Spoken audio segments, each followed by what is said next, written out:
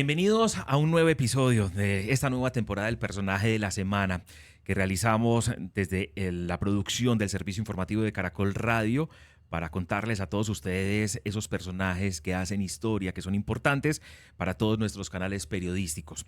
Hoy les hablamos del primer implante de prótesis de iris que se ha realizado en nuestro país y por ello nuestro invitado, el doctor Germán Giraldo García, a quien saludamos porque él fue el responsable de poderlo lograr. Doctor, gracias por acompañarnos. Bienvenido a Caracol Radio, bienvenido a nuestro Personaje de la Semana. Juan Carlos, muchas gracias por la invitación y qué bueno poder estar aquí y compartir con tu audiencia. Tiene una experiencia enorme de más de 30 años, ha visto todos los ojos habidos y por haber.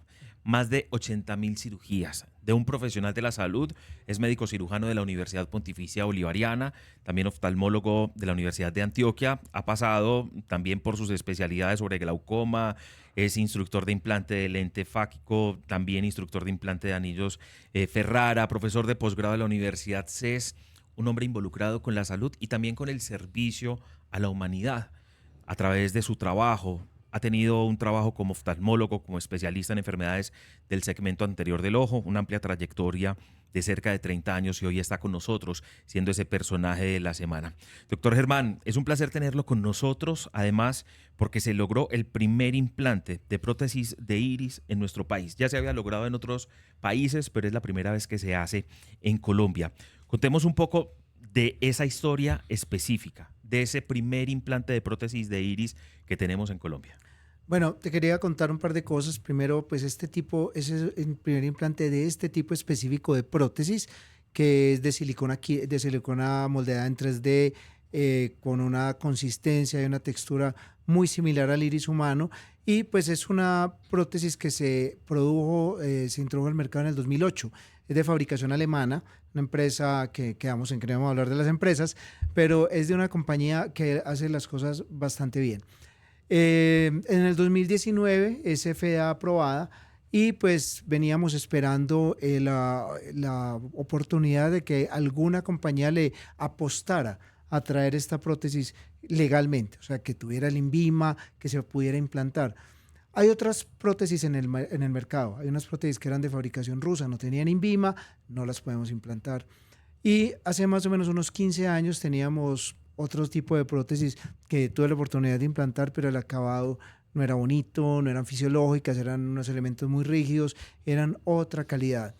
Digamos que este tipo de prótesis nos pone a la par con cualquier parte del mundo donde pudiéramos ir a acceder para acceder a este tipo de tecnología. Si uno habla del iris en la estructura del ojo, las personas se estarán preguntando, bueno, ¿y qué parte es el iris?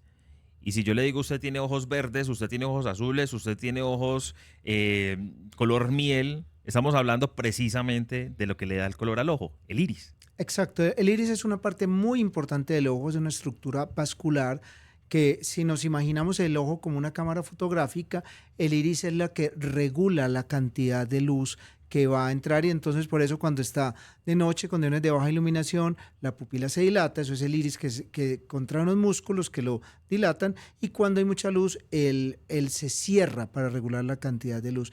Tiene otras funciones de carácter vascular, inmune, etcétera, pero básicamente la función óptica del iris es esta y es en yucas y papas lo que le da color al ojo. Así de sencillo. Quiero hablarle del paciente, de este paciente específico, 80 años, una persona que había pasado ya por otras cirugías, que quiero que nos cuente qué era lo que había pasado previamente. Y su nombre es Celcio Nicasio Pedro, un nombre que no es muy común en nuestra tierra, venía del extranjero. Un adulto mayor, con muchas dificultades en sus ojos y que gracias a todo este trabajo, a esta tecnología y a esta labor, pues ha tenido una nueva oportunidad de visión. Contemos la historia de Celcio. Bueno, Celso es un paciente de 80 años, es de Curazao, él habla únicamente papiamento y es una persona pues está en la estructura de su comunidad en un muy buen punto. Él hace un poco más de un año tuvo una cirugía de cataratas donde tuvieron una complicación muy importante. Perdió el iris y perdió el cristalino, no fue imposible implantarle el lente intraocular. El otro ojo había sido exitosamente operado, pero en este ojo tuvieron cualquier cantidad de complicaciones, fue sometido luego a una vitrectomía y en esas condiciones no se ha remitido.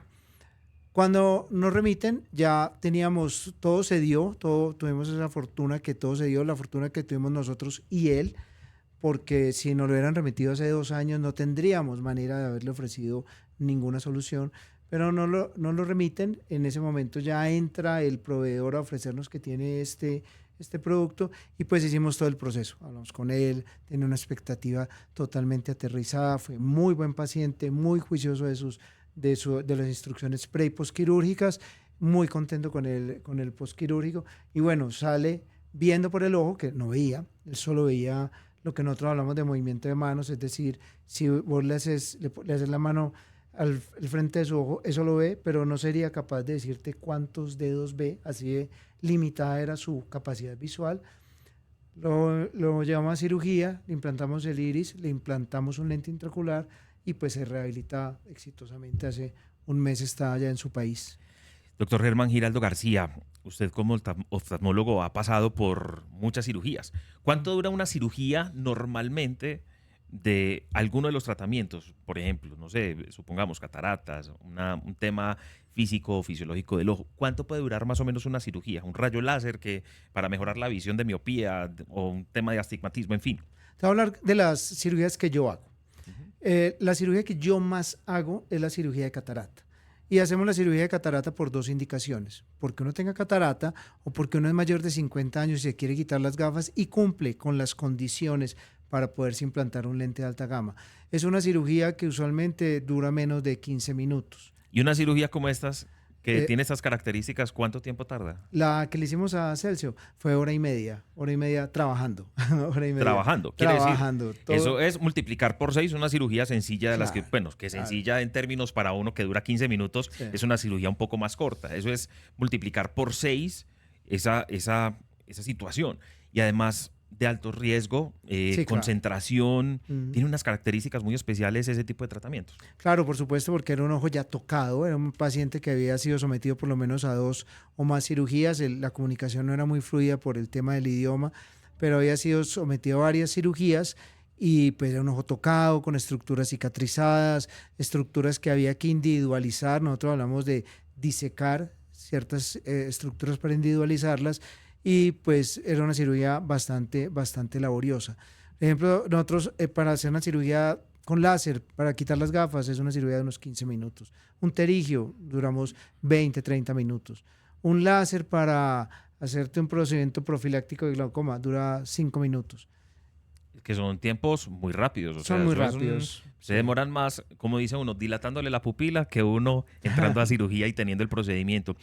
La calidad de vida, ¿cómo le cambia a los pacientes? Cuando uno opera ojos, personas que tienen tantas dificultades, incluso de autoestima. Hay personas que Ujú. tienen unas gafas que, pues, se genera también como el comentario ya en la gente que está alrededor. Lo que pasa como alrededor ya es también una situación como de bullying, por llamarlo de alguna manera, y le cambia la vida a la persona. ¿Cómo es ese impacto social que tiene eso que usted hace? El trabajo que hace por recuperar la visión de una persona.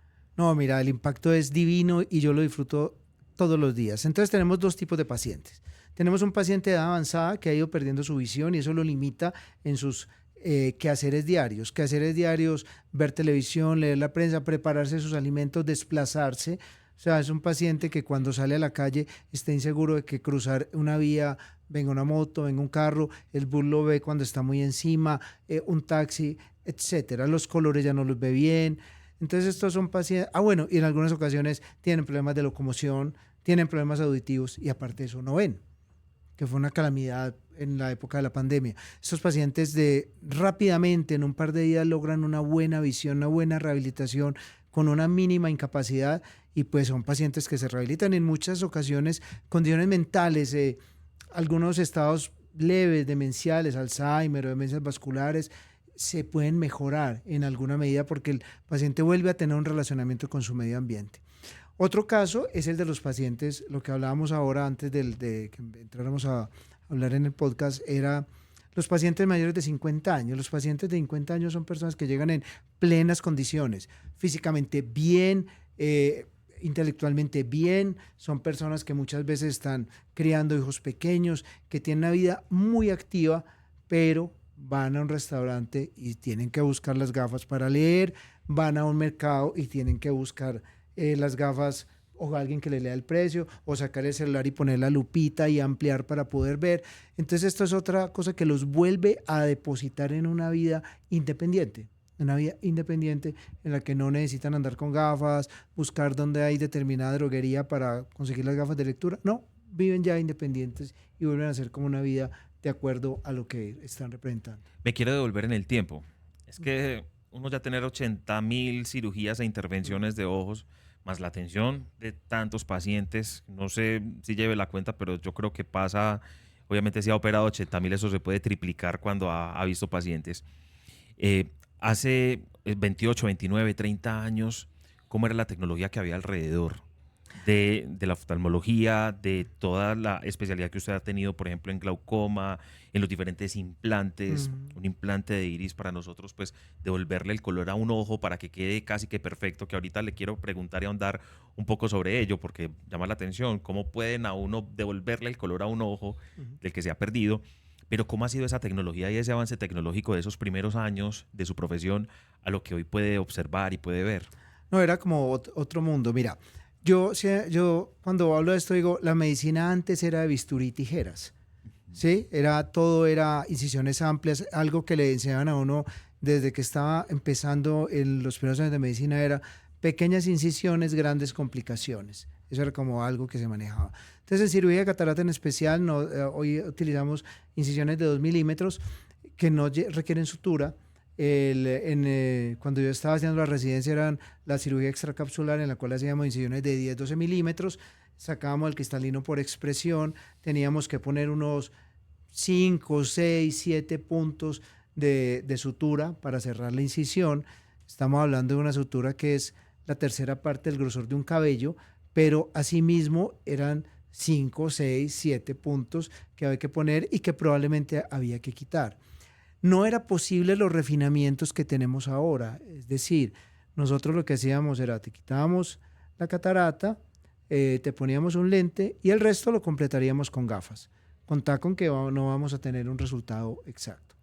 Hoy en día manejamos, pues vamos muy cercano a la metropía, es decir, a quedar neutro, manejamos astigmatismos y manejamos multifocalidad, es decir, no solamente es rehabilitar al paciente para que pueda desenvolverse en la casa, sino que pueda ver un computador, ver un celular, cocinar, cortarse las uñas, los hombres afeitarnos sin necesidad y sin depender de gafas.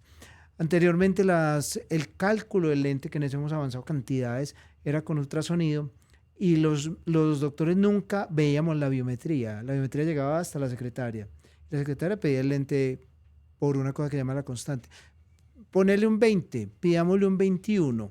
Entonces, ¿sí? La labor de la secretaria era mucho más allá de ser secretaria. Sí, pero era muy sencillo. Pues eso el primer día decía, biometrías a mí ni me las traiga. A usted le va a llegar este papelito y aquí le va a decir usted, va a coger el que dice 107.8 y el número que esté al frente. Y ya.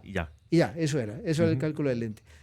Hoy en día, la secretaria obviamente coge los exámenes y me los entrega. Y tenemos, ya no trabajamos con ultrasonido, todo es interferometría láser o tomografía óptica coherente. Vemos cómo está la retina previamente, vemos cómo está la córnea, vemos cómo está la lágrima, porque todas son cosas que van a influir.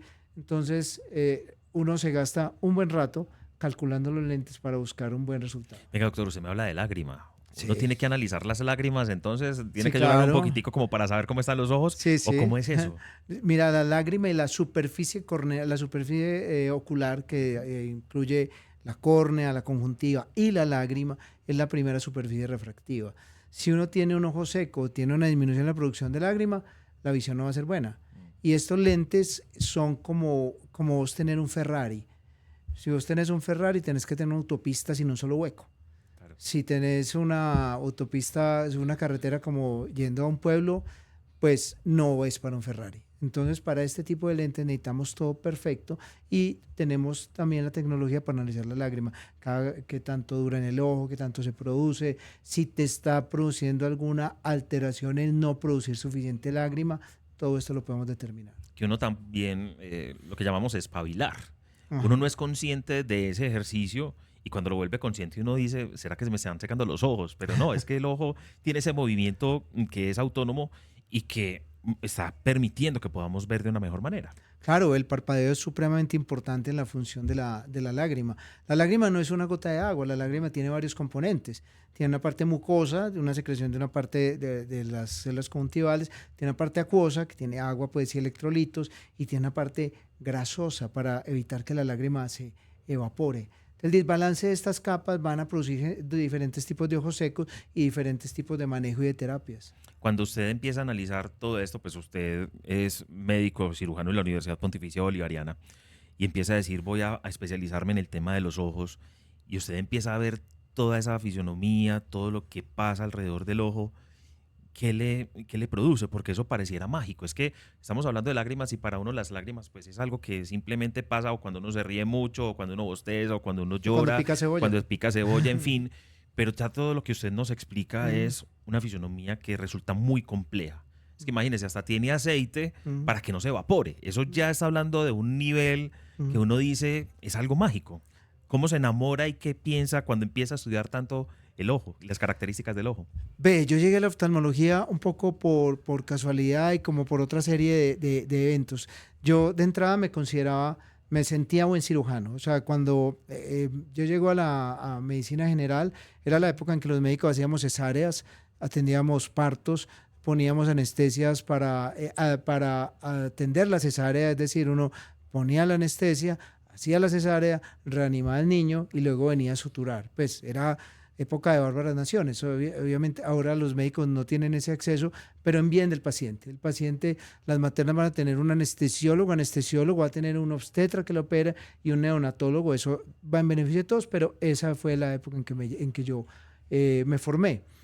Y yo me sentía buen cirujano, me sentía que hacía las cosas con habilidad, que los tejidos me quedaban en muy buena condición y yo quería estudiar algo quirúrgico, pero no quería, la verdad no quería trasnochar mucho, ni quería hacer turnos exhaustivos el resto de la vida.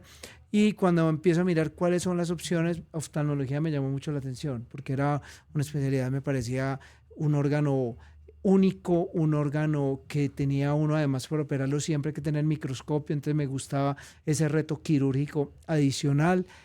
Y la verdad, cuando uno entra a una especialidad, medicina además de especialidades, ortopedia, otorrino, oftalmología, estas son lo que llamamos las especialidades. Cuando uno entra a una especialidad, vos realmente abrís una puerta donde no sabes qué hay adentro. Uno lo que ha visto como médico general es muy superficial y entra uno a un viaje con boleto de ida en el que te empezás a descubrir un montón de cosas. ¿Y a enamorar también? A enamorarte, por supuesto. Técnicas de examen diferentes. En oftalmología me pareció siempre divino. Uno siempre ve las cosas. En medicina interna uno ponía el estetoscopio y decía, es un soplo que puede significar tal, tiene tal cosa en los pulmones. Palpo una masa de apariencia, ¿no? En el ojo yo lo veo. Yo digo, veo esto en tal estructura, ahí lo estoy viendo.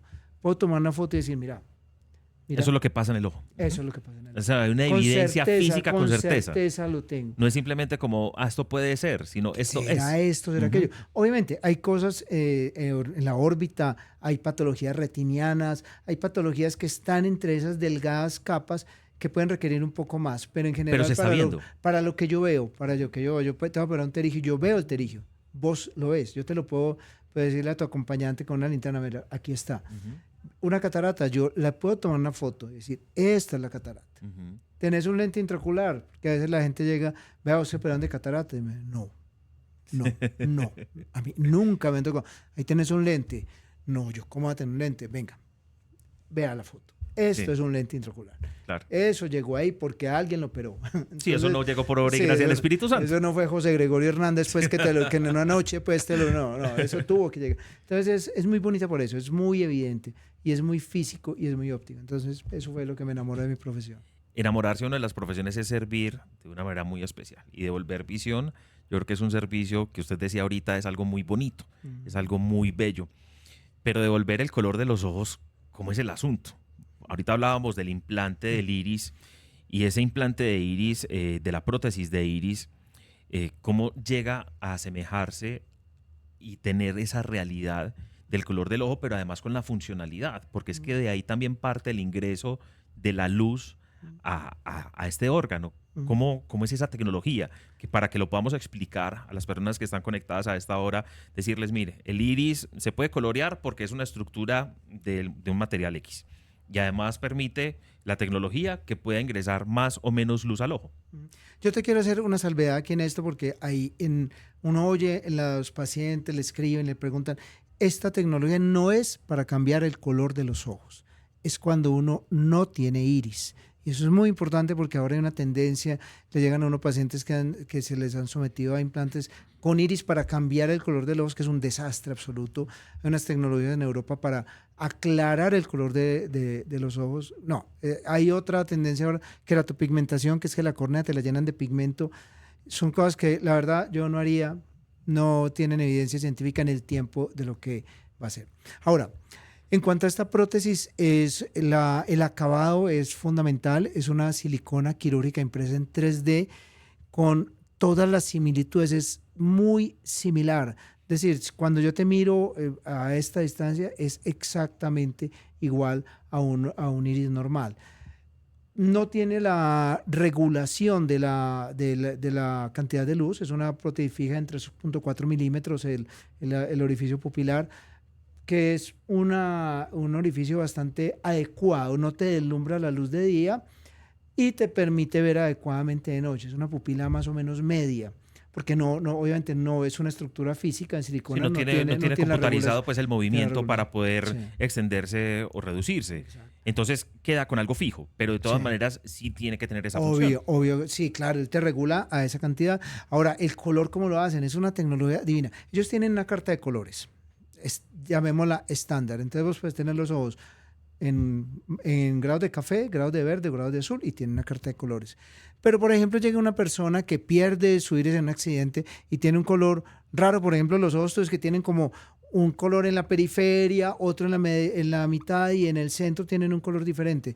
Bueno, pueden tomar una foto del otro ojo, enviarla a Alemania y la imprimen en 3D exactamente igual al otro. Eso es increíble. Eso es increíble. Yo voy a tener una infidencia.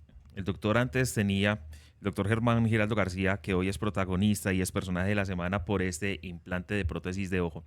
Antes tenía afición a otro tipo de cirugías. Ahorita previamente nos estaba contando cómo se operaba el estrabismo, Ujú. que para uno resulta como bueno, cómo mueven el ojo para que no quede desalineado con la visión, que eso es el estrabismo, pues que son ojos que tienen unas características de tener como fijación hacia un punto diferente. ¿Cómo se opera el estrabismo? Pues porque es que llegar al implante de prótesis de iris, uno dice, esto ya es Ujú. una tecnología muy avanzada, pero desde lo más sencillo resulta para uno también muy avanzado. ¿Cómo operaban o cómo operan el estrabismo, por ejemplo? Yo creo que la técnica quirúrgica es muy similar. El estrabismo, ¿qué pasa con el estrabismo? Uno para mover los ojos uno tiene en cada ojo, tiene 6 músculos. Y lo que hace el cirujano de estrabismo, obviamente después de haber hecho todo un proceso, medición, estabilidad, corregir el defecto refractivo previo, manejar lo que llamamos la ambliopía en los niños, es decir, obligar el ojo que está extraviado a que vuelva a ver y luego de tener esas condiciones ya resueltas, se debilita un músculo y se refuerza el otro músculo.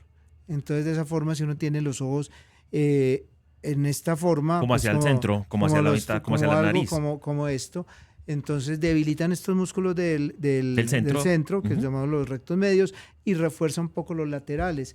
Eso tiene unas tablas, eso tiene unas medidas, o sea, lo vamos a reforzar tantos milímetros o lo vamos a debilitar tantos milímetros. Eso es los estrabólogos. Es muy ¿Para, bueno. para dónde vamos? Porque es que, bueno, usted ya nos ha contado como todas esas características de lo que ha vivido en todo el ejercicio profesional, de lo que ha significado. Hoy hablar de un avance tan significativo como implante de prótesis de iris, de los lentes que ya se utilizan, lentes intraoculares, de las cirugías que hoy no requieren esos puntos que antes sí se requerían, el láser, todo lo que ha ayudado, algo que era impensable hace 50, 60 años de ese tipo de cirugías, uno dice, ¿hacia dónde vamos? Porque si hay algo fundamental para las personas, creo que es la visión. Y las personas se preocupan mucho por ver bien. Y las personas se preocupan mucho porque si no están viendo bien es algo que les resulta grave para su vida, complejo para su vida. Y cuando uno habla de avances científicos para los ojos, uno dice, pues es muy bueno para la humanidad porque es un sentido social también. ¿Hacia dónde vamos? Bueno, tenemos varias cosas. En la parte social, pues hombre, necesitamos campañas porque la catarata sigue siendo la primera causa de ceguera curable en el mundo. Eso incluye Colombia, incluye Estados Unidos, incluye Inglaterra, incluye la India.